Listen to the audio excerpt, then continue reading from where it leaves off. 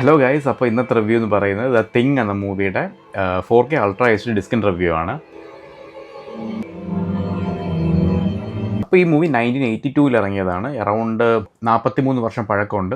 John കാർപ്പൻ്ററാണ് ഇതിൻ്റെ director. Kurt റസലാണ് main character ചെയ്തിരിക്കുന്നത്. അപ്പോൾ ഒരു സൈഫൈ ഹൊറർ കാറ്റഗറി പറയാൻ പറ്റുന്ന മൂവി അറൗണ്ട് 1982 E.T. എന്ന മൂവിയുടെ സെയിം മന്താണ് റിലീസായത്. അതിന് അത്യാവശ്യം നല്ല റിസപ്ഷനും ഇതിന് വളരെ മോശം റിസപ്ഷനാണ് കിട്ടിയത്. പക്ഷേ അപ്പോൾ ഒരു നെഗറ്റീവ് റിവ്യൂ വന്നെങ്കിലും പിന്നെ അതൊരു കൾട്ട് ക്ലാസിക് ലെവലിലോട്ടാണ് സ്വിച്ച് ആയത്. അപ്പോൾ ഞാൻ ഈ മൂവിയുടെ പ്ലോട്ട് ഒന്ന് സിമ്പിളായിട്ട് പറയാം. അതായത് നമ്മൾ ഓപ്പണിംഗ് സീൻ തന്നെ ഒരു ബേസ് ക്യാമ്പ് കാണിക്കുന്നുണ്ട്.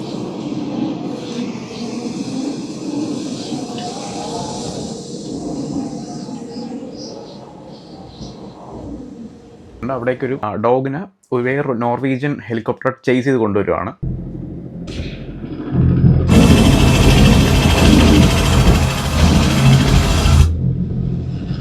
ഹസ്കി ഡോഗ് എന്തോ ഒരു സ്പെഷ്യാലിറ്റി ഉള്ളതാണ്. എന്താണ് സംഭവം എന്ന് മനസ്സിലാവാത്ത ഈ ബേസ് ക്യാമ്പിലുള്ള കുറച്ച് ആൾക്കാർ ഈ ഡോഗിനെ റെസ്ക്യൂ ചെയ്യുകയാണ്. അപ്പോൾ ആ ഹെലികോപ്റ്റർ അങ്ങ് പോവുകയും ചെയ്യും.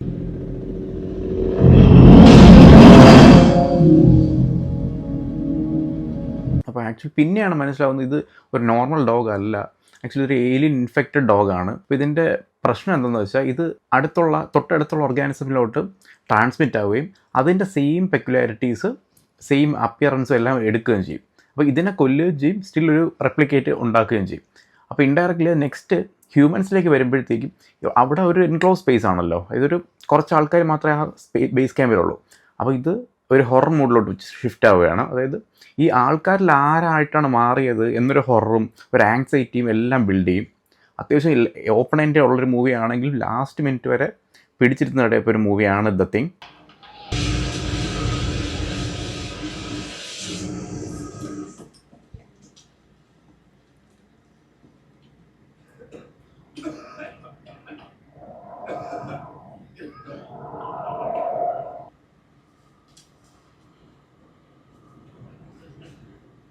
You gotta be fucking kidding.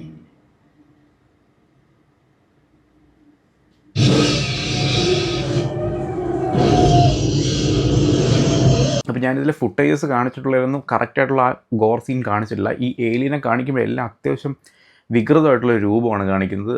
ഒരുപാട് ടെൻറ്റക്കിൾസൊക്കെ വന്നിട്ട് കുറേ ബ്ലഡ് ഷെഡും എല്ലാം ഉള്ള. അപ്പോൾ എന്തായാലും ഒരു യൂട്യൂബ് പോളിസി വെച്ചിട്ട് അതെല്ലാം ഇഷ്യൂസ് വരും. അതുകൊണ്ട് ആ സീൻസ് ഒന്നും കാണിച്ചിട്ടില്ല. അത്യാവശ്യം നല്ലപോലെ ഗോർ സീൻസ് ഉണ്ട്. അപ്പോൾ ഇതിൻ്റെ ഓഡിയോ വരുന്നത് DTS:X അതായത് 4K disc DTS:X Blu-ray disc DTSൻ്റെ മാസ്റ്റർ ഓഡിയോ 5.1 വരുന്നത്. അത് ഈ രണ്ട് ഡിസ്ക് റീജൻ ഫ്രീ തന്നെയാണ്. ഇതിനൊരു എക്സ്ക്ലൂസീവ് ആയിട്ടുള്ള ബ്ലൂറേ സ്റ്റീൽ ബുക്ക് റിലീസും ഒരു 4K സ്റ്റീൽ ബുക്ക് റിലീസും റിലീസായിട്ടുണ്ട്. അത് അത്യാവശ്യം നല്ല ഭംഗിയാണ് ആ ഡിസ്കുകൾ രണ്ടിൻ്റെയും ആർട്ട് വർക്ക് കാണാൻ. ഇതൊരു ബേസിക് ആയിട്ടുള്ള തീം മാത്രമാണ്. ഞാൻ ഇതിൻ്റെ വീഡിയോ റിവ്യൂ പറ്റി ഡീറ്റെയിൽ ആയിട്ട് പറയാം.